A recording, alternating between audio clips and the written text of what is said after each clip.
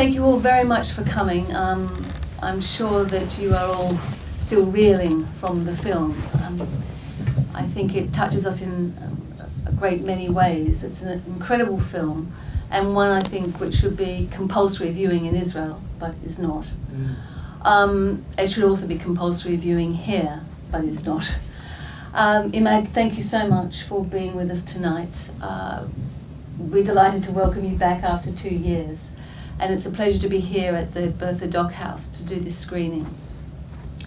We have an opportunity now to ask Emad questions from the floor, and we have quite a bit of time, I think, available to us. So I won't speak anymore. I'm Penny Green. I'm director of the International State Crime Initiative.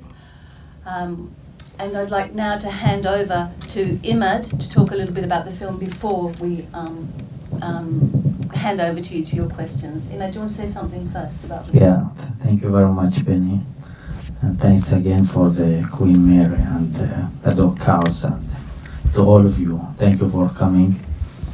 It is very important for me and for us as a Palestinian to share our stories and to tell our stories, to share it with you and with the world, because I know and we all know that the media controlled by the system and the big countries who make it political, and they never give you the truth and all about lies and propaganda.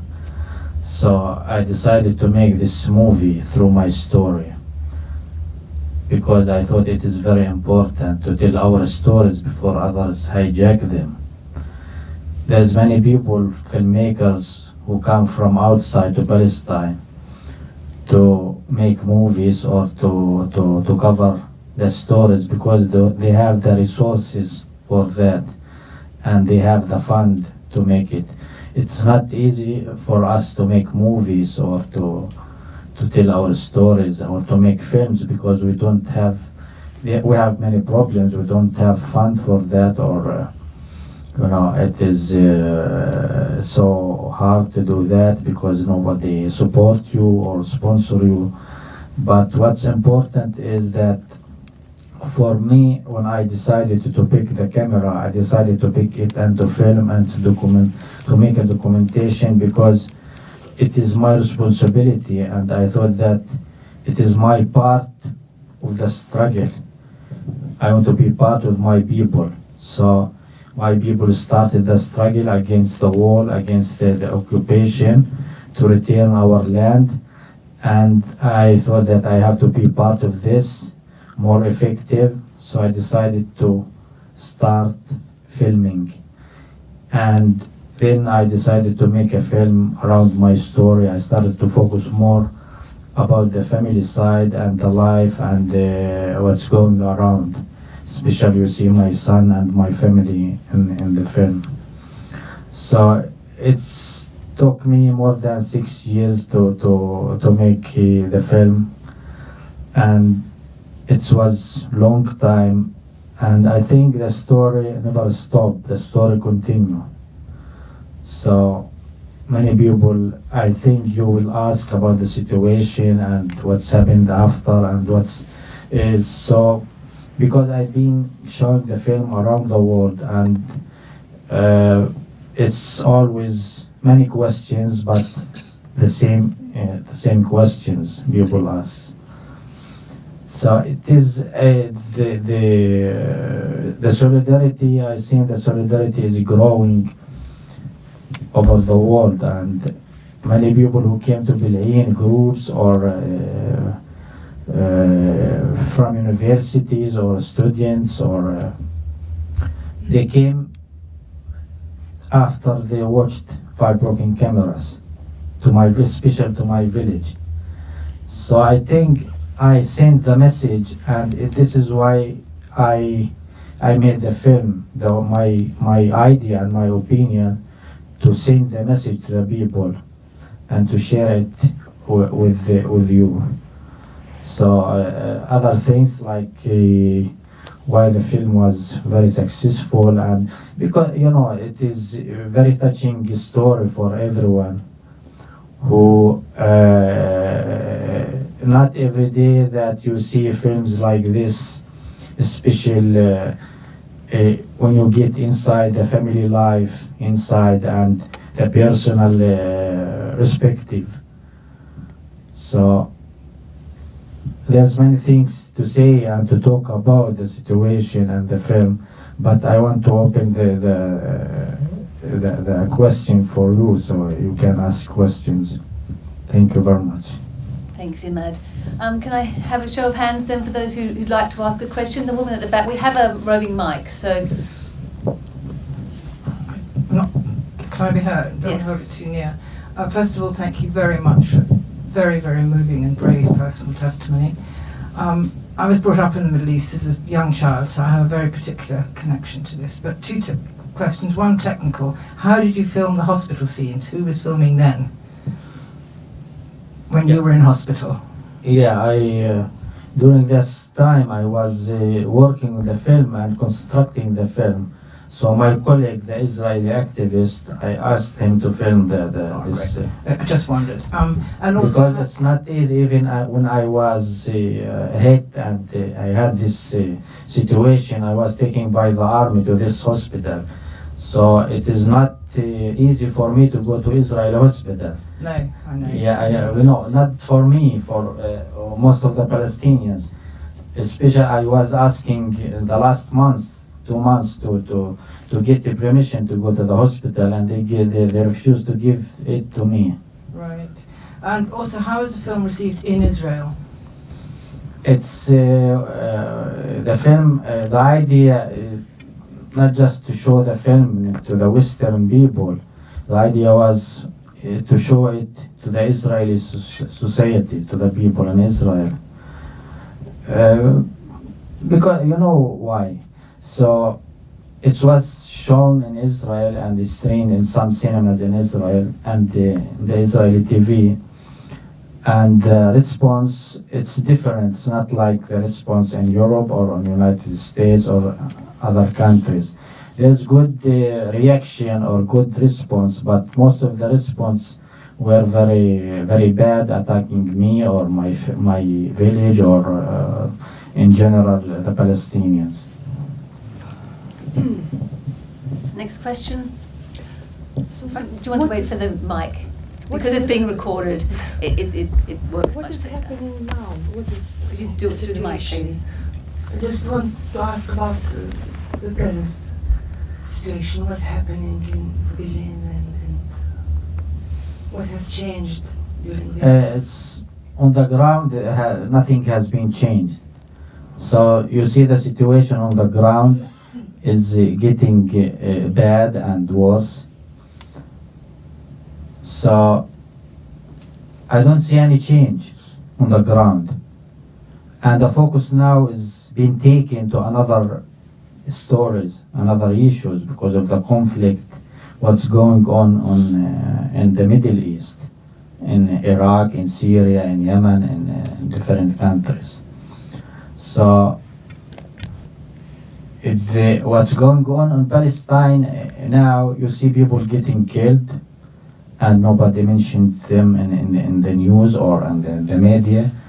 And you see the suffering of the prisoners every day, and you see the checkpoint and the suffering of people. Many problems, the economic problems, and the arrested people getting arrested every day, night invaded. So I don't see any change, even in Bil'in. After I made this film, and we get many people from around the world to visit the village or to support or to give solidarity, but that's bad sign that I don't see any change. I was really, in the beginning when I was this movie and I see the reaction of the people, how the people react and how millions of people see the film, so I was very hopeful of the change. But after 5-6 years, it's different for me. It's became like you do something important, and I think it's very important to show the film and to educate people about the conflict in Palestine and the situation. But still, we don't see any change on the ground. But demonstrations continue, I understand, yes? Every Friday. Demonstration continue, but the demonstration not like before. No many people go to participate. No many people. Like in the beginning, we were joined by maybe 50 or 40 Israelis in Friday demonstration. But now you see just maybe 2 or 3. Or internationals, maybe we are joined by hundreds, but now you see just maybe 10 or 20. If I may ask a question while somebody else from the audience thinks about one. One of the things that struck me in my visits to Palestine, Emad, is the patience of the Palestinians and their commitment generally to non-violent struggle. We see now the Israeli state criminalising non-violent struggle, criminalising the BDS movement. And you can see the kind of state terror that's deployed against Palestinians who are engaged in non-violent demonstrations, and that's something your film does incredibly well.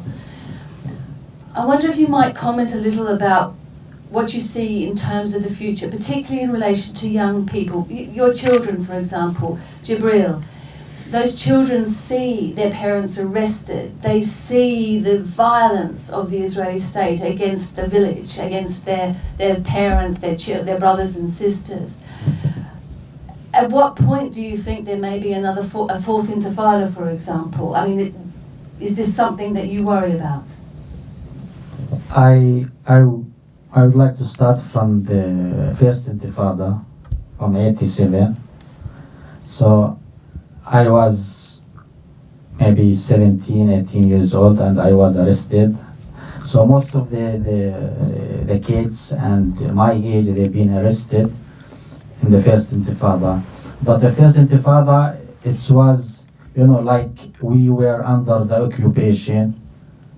We're still under the occupation, but we were under the occupation, and all the world knows that we are under the occupation. So we got support in that intifada from Europe, from different countries, and they put political pressures in Israel to give some rights to the people. But as you see now, the people are getting killed, getting arrested, and many pressures on the people, because we are now under the Palestinian Authority, the regime of the Palestinian Authority, but people think that we have a state, Palestine state. But in reality, we don't have state. Even the Palestinian Authority, they control just in the city, big cities, inside the cities. And so sometimes there's political pressures from even the Palestinian Authority to the people. So many people, most of the people are very tired of this. And I don't think that third intifada can happen now, because of many reasons now. So like the example of bullet-ridden. So we've been 12 years now struggling and protesting every Friday, but we don't see any change on the ground, and we see more support for Israel. In the past, 20 years ago, we didn't see this strong support for Israel, but we see it now. And if you go, like, if a kid now, or you have the right by the international law, if you live under the occupation, you have the right to fight and to resist the occupation. But now, in our situation in Palestine, if you go and to fight or to protest against the army or the occupation, they call you terrorist. So it is it is very complicated situation now and very, very hard. And I don't know what's going to happen in the future for our kids, like Jibril is now 12 years old. But they know and they understand the situation. Any more questions? Back again.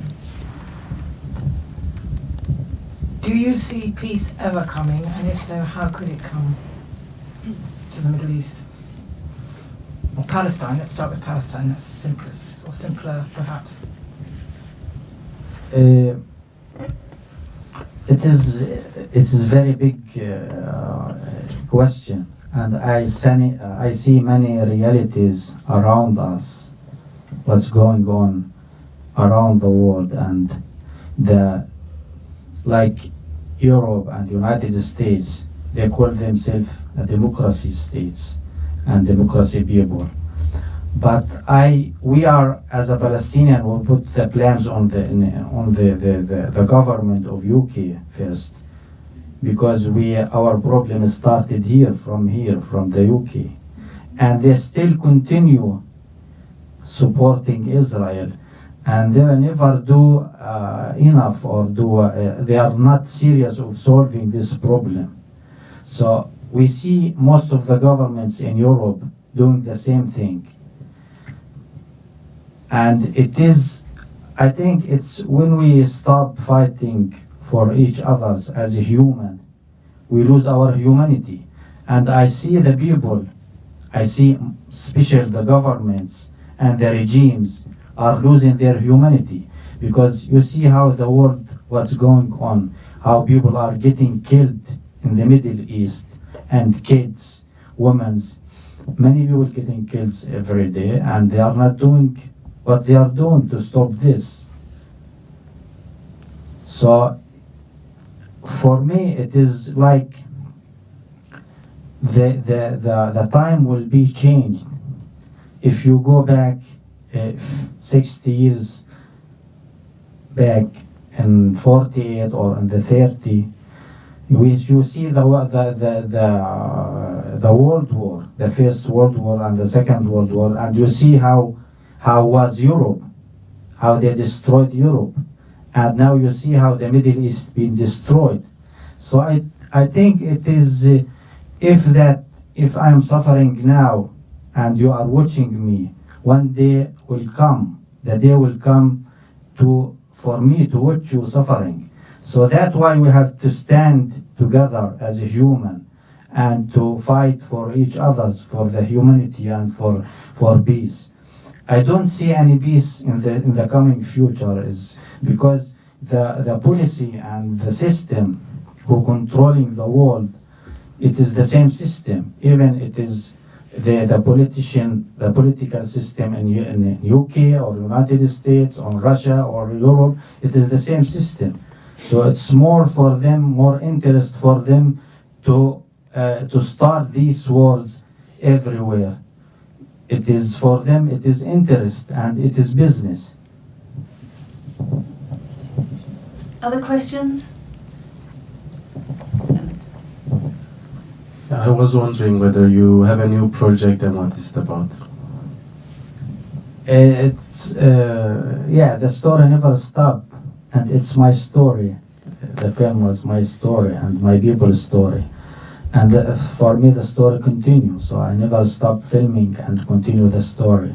So the story gonna be around the Palestinian issue, my story. I know that there's many problems in the Middle East, like in different countries, but even if I have my own story, I have to tell it. I must tell it. Because I see myself as a Palestinian, and it is my responsibility. If I want to tell, I have to tell my story first. So I don't see myself as like a filmmaker, a businessman filmmaker, who just going to make films and to make business.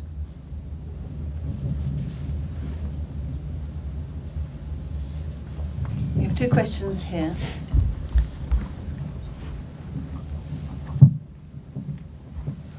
Given the illegality of the occupation and the settlement process, what kind of mechanisms do you see that you can try and influence to make some kind of difference within Israel and the Palestine Authority and at an international level that may make a difference? You know, it is illegal. What they are doing, it's illegal. And it is by the international law and United Nations, and so it's the settlements and are building more settlements every day. And the world watching them. And it was a decision in the United Nations that they have to stop building settlements. There were many decisions, but they never respect these decisions because they don't care about the United Nations. They know that United States support them. If there is a decision in the United Nations to stop settlements, so United States will say veto. And not just United States, and some countries, big countries, will not vote. So I don't see any. It is a problem, the settlements, because if you want to make a negotiation, and it's been like 20 years negotiations, and they continue building settlements, and how you want to make peace with me and to solve the problem and to make an agreement when you are taking my land and building settlements. So in mind, they are not thinking about to make solution or to make peace. They just want to play this game, to waste the time, and to show the world in the media that they are negotiating and making peace. So it is the part of the world, the regimes, the governments around the world to put pressures on the Israeli government to stop this issue. If you could hand it over to the front, thank you. Congratulations on a brilliant film. I was quite shocked and moved about the death of your friend Phil, so condolences for that. I was wondering how you came together with your co-director Guy on this film. As I said before, we were joined by Israelis activists in the beginning, and he was one of them. So I know him when he came to the village to participate with the people, hand by hand. So after a few years when I was working on the film, so it was for me difficult to finish, to make the editing and to finish the film so I asked him if he can join me to finish the film, and not just because of that. It is difficult because I wanted also to show the film in Israel to the Israeli society, and he could take this film to the Israeli society and show it there to the people in Israel. So it is not difficult to find people like this and to sit. So we as a Palestinians, we are mixed, Israelis and Palestinians. Many Palestinians who go to work in Israel, and people from Israel go some places to make shopping, and so it's not, the situation is not like when you see it in the media, like it is, they build the wall, we are not allowed to go everywhere. We live in big jails, but they are allowed to go everywhere and to enter everywhere. But many people, they have friends from Israel, and sometimes they go to Israel's activists, they go to some villages to support and to participate. So we started like when they came to the village, and I know this person, I called him and I wanted him to join me and to finish the film. And was very helpful. Thank you. If I might ask another question, and it relates to your question, in fact, because one of the things that I think everybody in this audience will be asking themselves and wanting to ask you is, what can we do? And it seems to me, certainly from the perspective of the State Crime Initiative, we see civil society as the driving force behind any real social change. That international law falls well behind the activism of civil society. And as you've said, we can't expect very much from the United Nations, and certainly not from international law. And so it seems that the BDS movement, the boycott, divestment, sanctions movement, is something that those of us outside of Palestine can physically engage in. And it seems, from our perspective, that it is rather effective. It's certainly upsetting the Israeli state. Israel has positioned a minister directly responsible for BDS around the world. And they've now attempted to criminalize BDS, and Western states are also attempting to criminalize BDS activism. So I wondered, from your perspective and from the villagers in Berlin and other Palestinians that you know, do you see BDS as a way forward, and is something that you would encourage us to engage in here? I think the solidarity of the people outside with BDS or another groups like BDS to boycott Israel, everything is very effective for the Palestinians. But in Palestine, you know, not many people knows about BDS. So it's, if you look back on 3-4 years ago, it was very strong, more strong than now, BDS, because you know they were doing activity everywhere, England, in Europe, in the United States, but you know, because it was not growing fast, BDS, and Israel was working day and night against BDS and putting more pressures on BDS and even forcing the governments of Europe to put more pressures on BDS, it became like difficult for BDS to continue with the same power. So it is very important that you see your governments and the regimes in Europe, how they work and how they support politically with Israel. So it is good to give solidarity to Palestine, to the Palestinians, but in the meantime you must work in your countries to choose the right people, the good people who are going to make peace and going to solve problems. I'm afraid you can't look at the UK for that at the moment. Are there any other questions? This is a rare opportunity, so yes, please take advantage of it. When we talk about peace, I mean, do Palestinians, do they see it as a two-state solution as a possibility? Is that still what they want to achieve? I mean, it's all kind of sort of disappeared somewhat about what direction it's going in because there hasn't been any negotiation, and it's Israelis obviously to just leave it hanging around. So do Palestinians that you know of, do they still see a two-state solution as being a solution? Putting facts every day on the ground, so you don't see any more.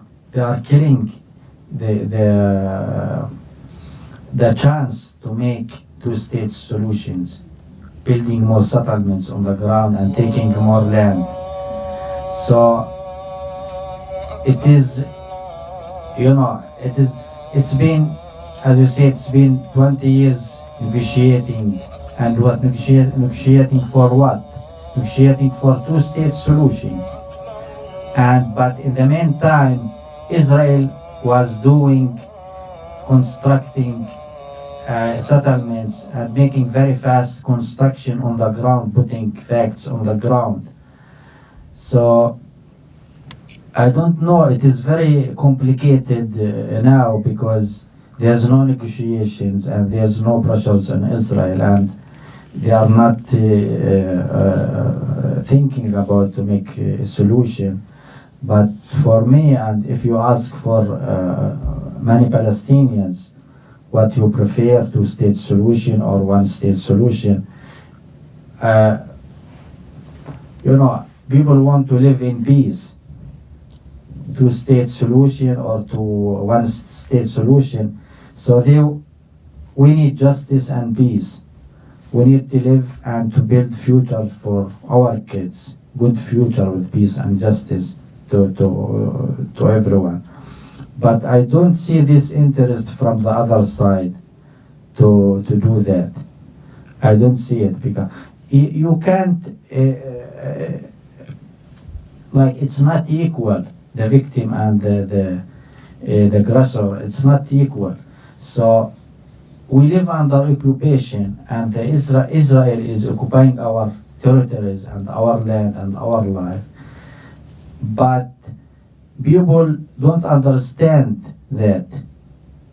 Many people think that we have our main state and Israel, and the conflict is between Palestine and Israel.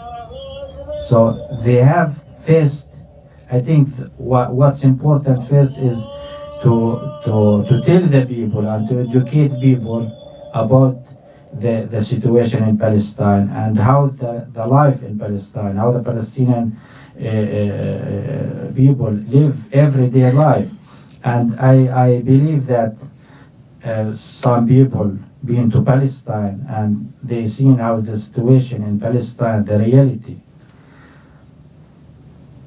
Myself, if I want to tell you maybe in my opinion, inside what I believe now, I don't see any state solution. I don't see any solution. Atif, and then the woman at the back. First of all, this is such a privilege. When I first saw 5 Cameras on Netflix, it was really eye-opening. Being an American, the way that the conflict is presented is so one-sided, and to see Palestinians tell their own story was a really transformational point in my life. So first of all, I just wanted to thank you for that amazing life-changing experience. And I wanted to ask, actually, you were saying, Emad, that participation from the Israeli side has been kind of dwindling over the years, where you used to have 50 or 100, now you have maybe a few dozen. And I read articles about the peace movement in Israel, how it's facing so many challenges and how it's kind of being dominated by almost right-wing, almost fascism, like fascist-like forces. What do you think Israeli society can do to reverse that and for the peace movement in Israel to get boosted back to maybe what it was in the 90s? And any thoughts you have on collaboration between Palestinian and Israeli civil society? Thank you again.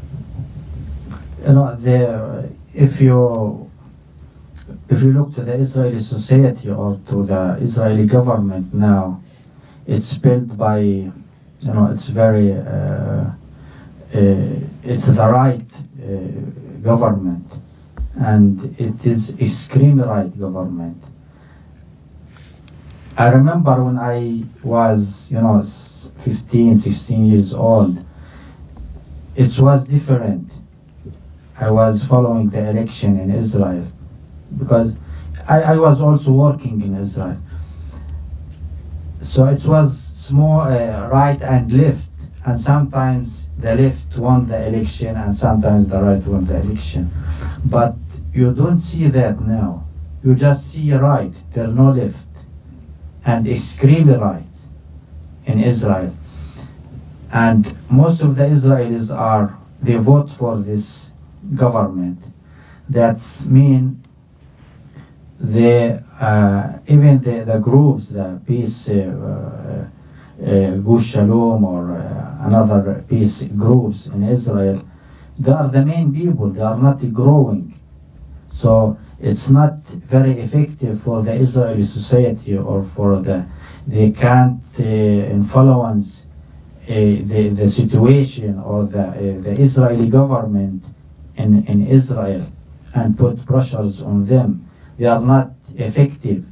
So I think, like, you know, in the beginning in Bil'in, we were joined by a group called Anarchistim, and they are a small group. And they were, you know, 50 people or 40 or 60, sometimes they come, but after that, you see maybe few people coming to Bil'in. So it is, you know, I think I told them once, first of all, it's good to come to Palestine, to Bil'in, to participate, but it's more important that you work in Israel with the Israeli society to bring more people and to grow. So we don't see that group, that these groups are growing. And if you are, I'm speaking about people who are Israelis who come to participate, it's not a big group who come to Palestine. But sometimes people think that if we were joined by Israelis and there's groups from Israel in Israel working for peace and to make solutions, they are not big groups. I think we have time for just one more question at the back, if it can be quite brief, and then we'll finish up. So what I wanted to ask is, for me, this was like a very rare opportunity to see something portrayed like that, because I really don't see this side that often in the media. And I just wanted to ask whether you feel like there are other big misconceptions or things that are not being portrayed enough in the media, also in this in the Western world, that you would like to be portrayed more, to be shown more. You know, the media controlled by the big media, controlled by them. So they never want to show you the reality and the truth. And so most of the time they show, if something happens in Palestine and you see everyday stories, every day, people getting killed, and you don't see that in the media. But if something, small thing happens in Israel, you will see it all the day in the media. And that's how the media work. They don't want to give you the reality about the conflict in Palestine or other conflicts. So it is their strategy to work like this, and I think the media are related to the regime everywhere, to the government, like and all of them are working in the same system, the world system. This who control the world. So that's why important to make the commentary and to tell our stories, so people know more about the reality and the truth. Well, thank you so much, Emad, for a wonderful film and an excellent Q&A session.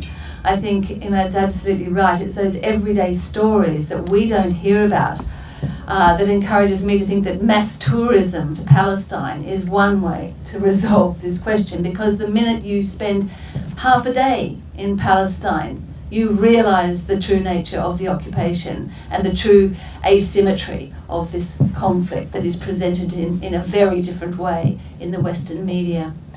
But films like Five Broken Cameras are an amazing antidote, and the more people who see this film, the better. But I want to thank you all very much for coming, and especially to Emad. Emad has copies of Five Broken Cameras. He's prepared to sign for you, £10 each. It's a bargain, so I would urge you to see him after the session is finished. If you are interested in the films from the International State Crime Initiative's State Crime Film Series, please sign up. I think, Louise, you have a list. She will have a list for you to sign up, so you can be notified of all of our events. Once again, Emad, thank you so much for coming, for sharing your stories with us. It's been a tremendous evening. Thank you all very much. Thank you very much.